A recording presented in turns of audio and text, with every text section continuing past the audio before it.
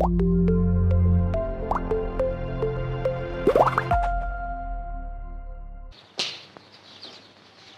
الخير. ليك 5 تشويلة سماد يا حاج، روح استلم. شايفين يا ست؟ الصباح لله يا جدعان.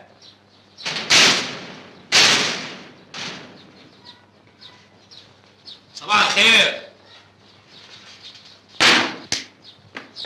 ما تعبرونا يا خل، ده احنا ناس جدعان قوي، غيرش بس الزمن هو اللي ضربنا بومبه. مرة واحد طلع المعاش ما عرفش ينزل. حلوة حلوة، بلاش. طب مرة واحد كان غلبان قوي وبعدين بقى غلبان قوي زيادة يعني. بلاش دي، بلاش.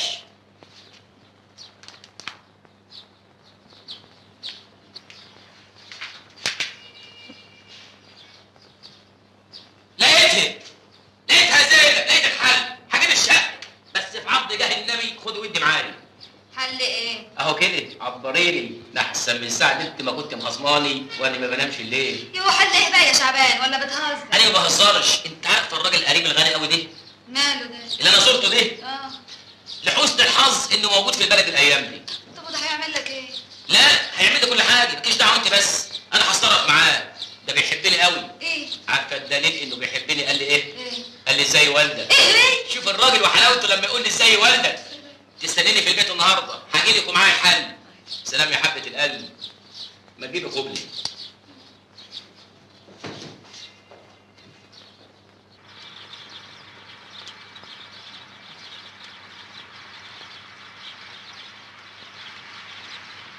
صباح الخير يا ابو الغطريفي بيه. ده شعبان ابن محمود الغطريفي. قال انت ست ولا ايه يا بيه؟ لا ما نسيتكش. خير ان شاء الله. انا بس كنت يعني عايز حضرتك كده في كلمتين. قول عايز ايه؟ بقول يعني اصل انا زي ما تقول كده يا ابو البيه داخل على مشروع جواز. مبروك. الله يبارك فيك. وكنت بقول يعني كده يعني اصلي انا كنت يعني زي ما تقول. الله ما تقول يا ابني وتخلصنا. حاضر يا بيه. تسمح لي اقعد يا بيه؟ انا زي ما تقول كده عايز شقه. تكونش فاكرني سمسار. لا يا بيه العفو، لا سمح الله. انا بس بقول يعني ان احنا قرايب، وانا من لحمك برضه وانت كبرني، واليد العليا خير من اليد السفلى، ومن قدم شيء بيده التقاه. ايه يا ابني اسلوب الشحاته ده؟ عايز ايه؟ شحات ليه يا بيه لا سمح الله؟ انا بس كنت بقول يعني عايز من حضرتك 2000 جنيه سلف. ايه؟ سلف؟ ما تتجعسش يا بيه. ما هم انا عايز 2000 جنيه سلف وهردهم لحضرتك كل شهر 2 جنيه. هكتب لك بيهم كمبيالات، برضه ما حدش ضامن الموت من الحي. عارف يا بيه الشقه اللي انا هاخدها ايه؟ 3 مطارح، ربنا هيكتب لك في الجنه 3 مطارح بعفشه ميتهم. ايه الولد المعتوه ده قاعد الجواد؟ يلا يا شعبان فرصه تانية. فرصه ايه يا ابو عبد الجواد؟ يا ابو الغطريفي طلع الولد ده بره، انا مش ناقصك، مش عايز وجع دماغ. اخص عليك يا ابو الغطريفي، اخص. طلع الولد ده بره. حاضر بس اهدى سيادتك، تعال. هو انا عملت حاجه تزعل؟ لا ابدا، بس تعالى معايا يلا. يا ابو الغطريف طب خليهم 3 جنيه كل شهر يا ابو الغطريف. اطلع بره. اطلع بره فين؟ هتودي الفلوس دي كلها فين؟ خليهم على قلبك كده. طب يا ابو الغطريف.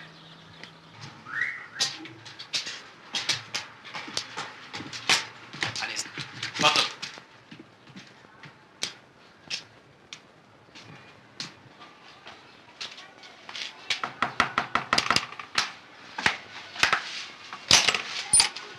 اهلا يا شعبان. افندم. انتوا بعتولي، ايه الحالة اللي عندكم؟ حالة؟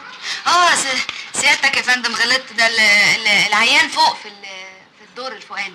انا مش دكتور، انا السباك. مين يا زينب؟ هو ده البيه السباك ياما. هو حضرتك سباك؟ ايوه. يعني بتصلح حنفيات وبوابير جاز؟ ايوه. اتفضل.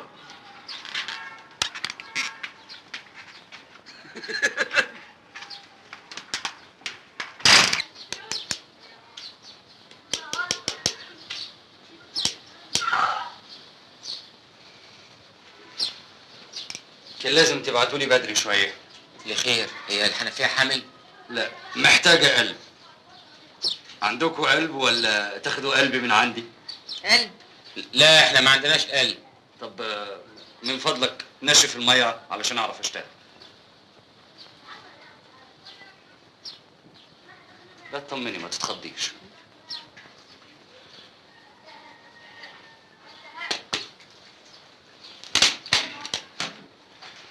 انا مش قلت لك اطمني يا هانم؟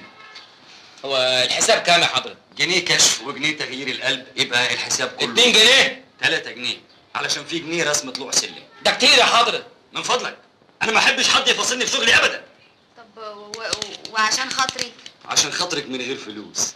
لا انت هتجب علينا يا اخويا. خد 3 جنيه بتوعك اهم. اتفضل اتفضل. روح يا بنت امشي امشي. مع السلامة. 3 جنيه تصليح حنفية يا عالم. انا عارفه انت ما اشتغلتش سباك ليه يا شعبان؟ سباك؟ عيب يا زينب عيب. ده انا راجل محترم. ده انا اهلي صرفوا عليا دم قلبهم. انا معايا ثانويه عامه. رحت مدارس وجيت من مدارس وابتديت من جدول الضرب وقالب ب ت. ده كفايه الاستاتيكا والديناميك ومركز الثقل وتقولي لي ابقى سباك؟ طب خلاص انت بالك نافش ريشك كده. تكونش قابلت قريبك الغني؟ ايوه طلبت منه 2000 جنيه. 2000 جنيه؟ طب عال اتفضل بقى ابويا زمانه جاي دلوقتي. قول لي وجبت الفلوس الحمد لله؟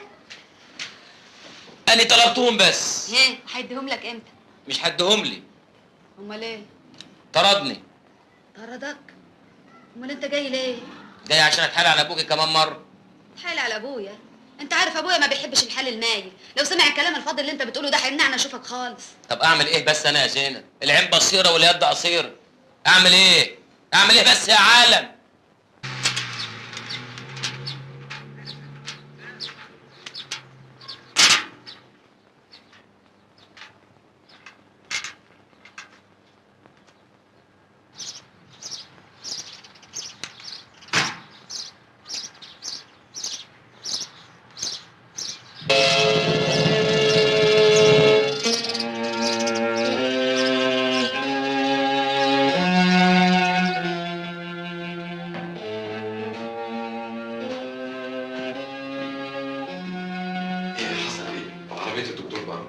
أزمة بالليل والدكتور عنده فوق. هي دي اول ازمه له، ده ب7 ارواح. خير يا دكتور؟ الباقية في حياته. لكن ده صحته كانت اتحسنت كتير. دي حاجات بتاعت ربنا. الله يرحمه.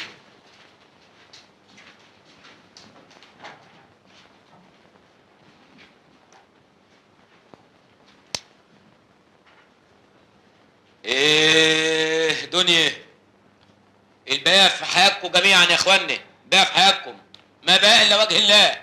والله ما باقي الا وجه الله. يلا هنعمل ايه؟ انا عايز بيبسي. ايه دنيا امشي عدل يحتار عدوك فيك.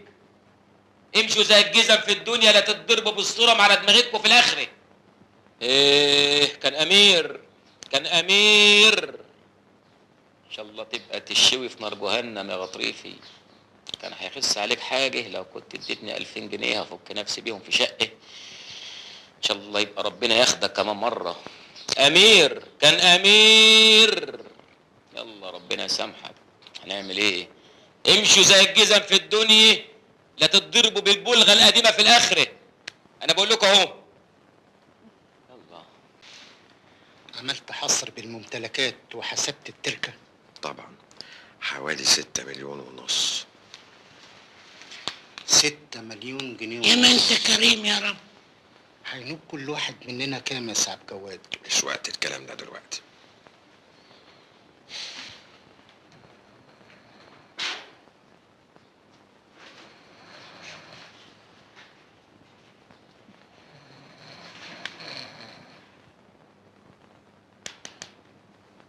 ايه دنيا المعزة خلصت.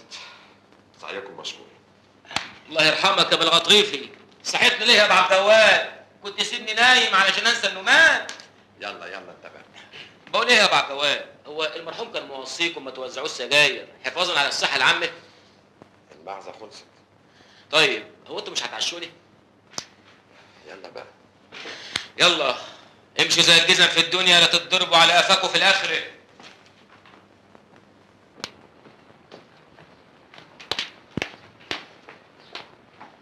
ها خلاص ما بقاش في حد.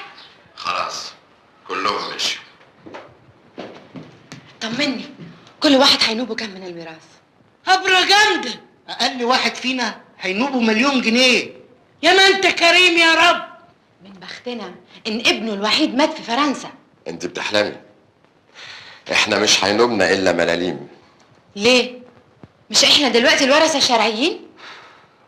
في نظر القانون احنا ورثة من بعيد.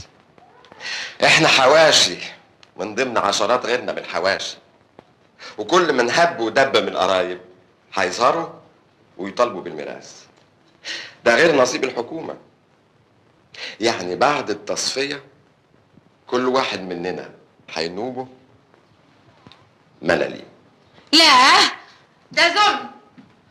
6 مليون جنيه يطيروا مننا. يطيروا من قدام عينينا عوانطة. مفيش غير حل واحد. ايه هو؟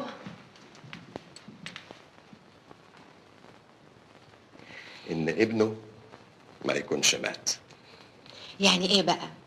ابنه فريد مات وشبع موت، ولو كان عايش كان هيورث لوحده. اسمعوني بس. ابنه مات ده صحيح، لكن الحكومة ما تعرفش انه مات علشان مات في الخارج. مظبوط؟ مظبوط. لو جبنا واحد وقف قدام الحكومة وقال انا فريد الغطريفي هياخد الثروة كلها. يعني قصدك نجيب واحد من طرفنا ويقول انا فريد الغطريفي؟ بالظبط. وهي الحكومة بريالة عشان تصدق؟ اي واحد هيقف يقول انا فريد هيقولوا له اهلا وسهلا يا سي فريد. يا ناريمان، في نظر الحكومة الإنسان مجموعة أوراق، شهادة ميلاد، فيش وتشبيه، بطاقة شخصية إلى آخره. مظبوط. مدام فريد هرب لما حطوا أبوه تحت الحراسة، وبما إنه مش هيرجع علشان مات، ممكن نجيب أي واحد نعمل له الأوراق المطلوبة ويبقى هو الشخص المقصود. ومين اللي هيزور الاوراق دي كلها وازاي؟ سيبي العملية دي عليا أنا، الفلوس بتعمل المستحيل. أيوة بس دي لعبة خطرة جدا علينا. ولا خطر ولا حاجة. وحتى لو كانت خطر عليه مش علينا احنا، لأن المفروض هو اللي زور وهو اللي عمل كل حاجة. موافقين؟ أنا موافق. أنا ما عنديش مانع. طب مين الشخص اللي هيقبل حكاية زي دي؟ موجود، وكل المواصفات منطبقة عليه. غلبان، محتاج، ساذج، مش طماع، ومقطوع من شجرة. يا شعبان! شعبان! في ايه يا متولي؟ انت عملت ايه يا شعبان؟ عملت ايه في ايه؟ وكيل الاصلاح مزعبب ولا هتقول الواد شعبان؟ وايه اللي زعببه؟ انت بتسالني؟ العلم عند الله. ده مسك دفتر الاباني من هنا ولا هتقول الواد شعبان من هنا. تعالى معايا. اتفضل. انت بتحول التحقيق يا سيد وهيتخصم منك نص شهر. ليه بس يا بيه؟ الباقي خسه. وانا مالي؟ هو انا كنت باكل اكل ايه؟ انا ماليش دعوه. الاباني بيقول كده وانت مسؤوليتك الباقي. طب مش لما تبقوا تثبتوني الاول تبقوا تخصموا مني؟ ده انا موظف زهرات يا بيه. الله، بلاش غلبه بقى. لما البند في الميزانيه يسمح هنثبتك. 4 سنين والبند لسه ما سمحش. اوه انت هتقلب دماغي بقى. اتفضل يا سيدي روح شوف شغلك.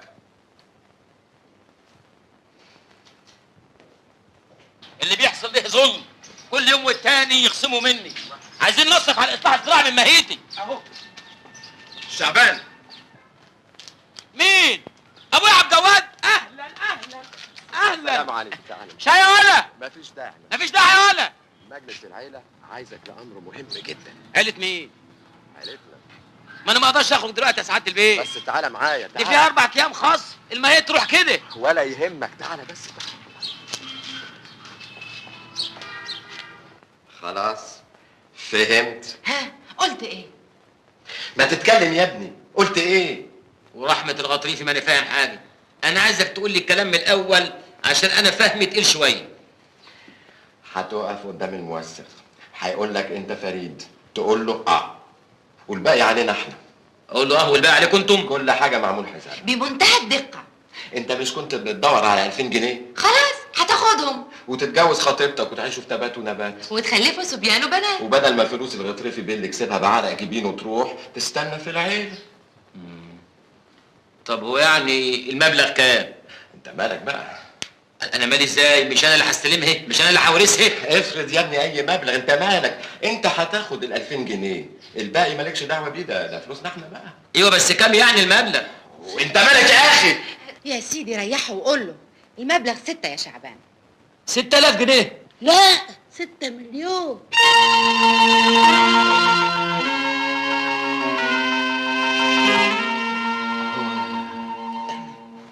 هو قال كام؟ 6 مليون جنيه. 6 مليون جنيه. 6 مليون جنيه؟ 6 مليون. 6 مليون.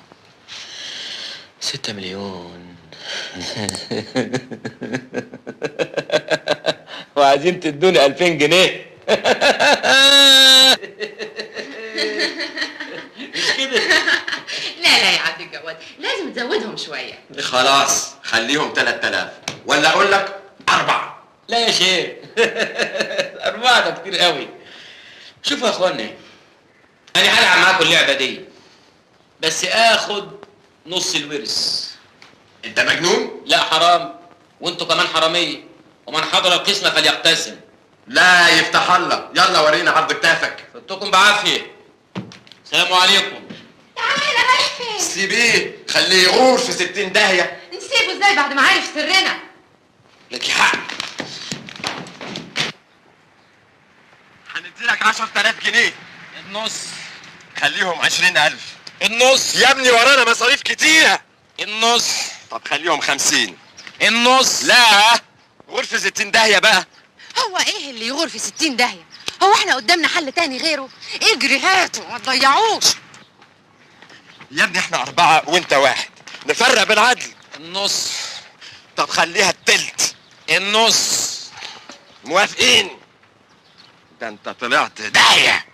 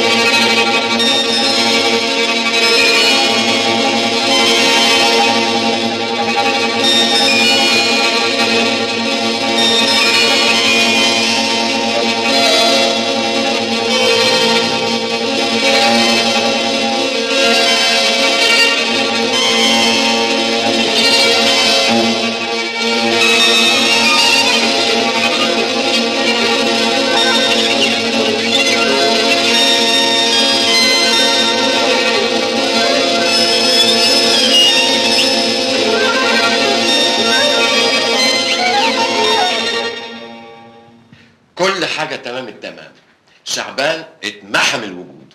غيرنا جميع الأوراق، شهادة الميلاد، الفيش والتشبيه، حتى الشهادات الدراسية شلنا منها صور فريد وحطينا بدالها صورك انت، بحيث بقيت انت فريد الغطريفي. اتفضل ادي بطاقتك يا سي فريد. بس كله لهف. لكم في عونك. المهم يعني كل حاجه اتثبتت. يا حبيبي انا قلت لك قبل كده، الانسان قدام الحكومة مجموعة اوراق وكل اوراقك انت سليم. لو هتدن في مالطا دلوقتي محدش هيصدق غير انك فريد الغطريفي. فريد الغطريفي. فريد الغطريفي. يلا بينا. على فين؟ على محكمة اسكندرية. طب مش هلم حاجات الاول؟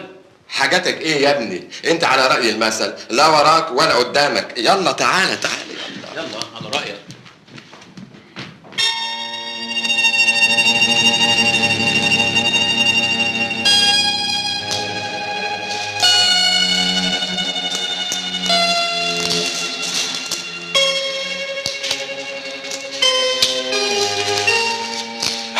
خايف ليه؟ جمد قلبك. كل اللي عليك لما القاضي هيقول لك انت فلان تقول له اه. الحكايه فيها قاضي؟ لا يا عم، احنا ما اتفقناش على كده. ما هو لازم نطلع الاعلام الشرعي اللي هنحصل بيه على التركه. فريد الغضريف. السلام عليكم. تعالى هنا، انت رايح فين؟ لا يا عم، يا روح ما بعدك روح، انا عايز اتمتع بشبابي خارج اسوار السجن. السجن ايه واحنا بنلعب؟ ما هو يمكن يكتشفوا التزوير ونروح في ابو نتل. تزوير ايه يا استاذ؟ هو احنا بتوع تزوير؟ احنا الاصل نفسه. كل الاوراق اللي معانا اوراق فريد نفسه. يلا يلا ما تعطلناش. شجع بقى. مين فريد الغطريفي؟ ايوه انا انت فريد الغطريفي؟ ايوه انا فريد الغطريفي. معاك بطاقة؟ لا ايوه معايا البطاقه طبعا.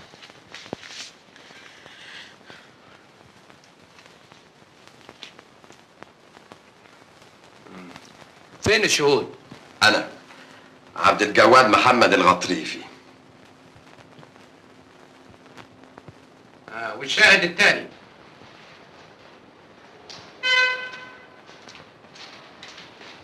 الف مبروك الاعلام الشرعي اهو. بيتهيألي بقى نخلص من الشارع عشان نستلم الفلوس. العقود جاهزه والشاري جاهز ومعادنا معاه بكره. خير الله، يلا بقى. ما انت كريم يا رب. قعدت على الاوراق كلها تمام؟ تمام يا فندم. وانتوا الفلوس اللي وصلت لكم مظبوط؟ مظبوط. فريد بيه ممكن تمضي؟ فريد بيه فريد بيه نعم. ممكن تمضي؟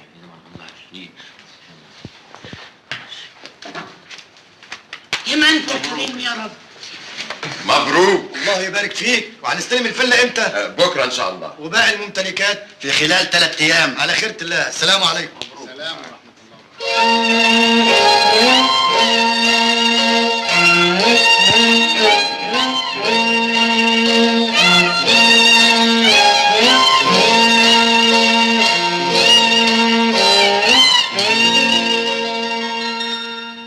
ناقصين 30 جنيه. عد فلوسك كويس. انا عديتهم 3 مرات، ال3 مليون ناقصين 30 جنيه. معاك 3 مليون جنيه لوحدك وبتدق على 30 جنيه. يلا زكت عن عني وعن عافيتي، اقبلوهم على عينيكم، ان شاء الله هتشتري بهم شيش تحطوه في عينيكم وتتغمسهم، لكوا نقطة. السلام عليكم. على فين يا فريد بيه؟ راجع البلد قبل المغرب ما يبدأ. البلد ده انت اتجننت؟ انت تنسى البلد دي نهائي. ليه؟ ليه ازاي؟ انت عاوز ترجع بلدكم ومعاك 3 مليون جنيه؟ وهي يعني شوف بقى، انا هبني مسجد وهعمل مشروع تربية دواجن وهجيب جمجموسه على معزتين واعمل اصلاح زراعي خصوصي نكايه الوكيل. فريد بيه، بلد صغيرة زي بلدكم، الناس هتلاقي معاك الأموال دي كلها مش هيستغربوا. ايوه طبعا هيستغربوا. انت عاوز تجيب لنفسك ولنا مشاكل؟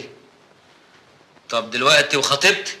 لا سيبك منها بقى، شوف انت بقيت فين وهي فين. لا لا لا لا لا لا يا نريمان هانم الا دي.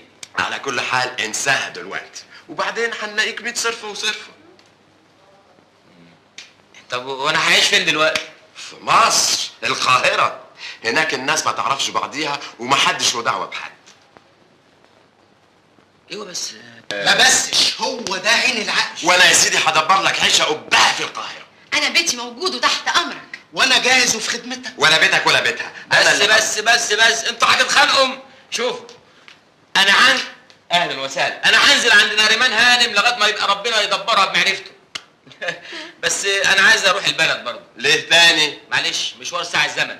نوصلك ونستناك. بس اوعى تجيب سيرة لحد. ايه انت فاكرنا عبيط؟ عنك. وانت فاكرنا عبيط ولا فاكرنا عبيط؟ ولا فاكرنا عبيط يعني؟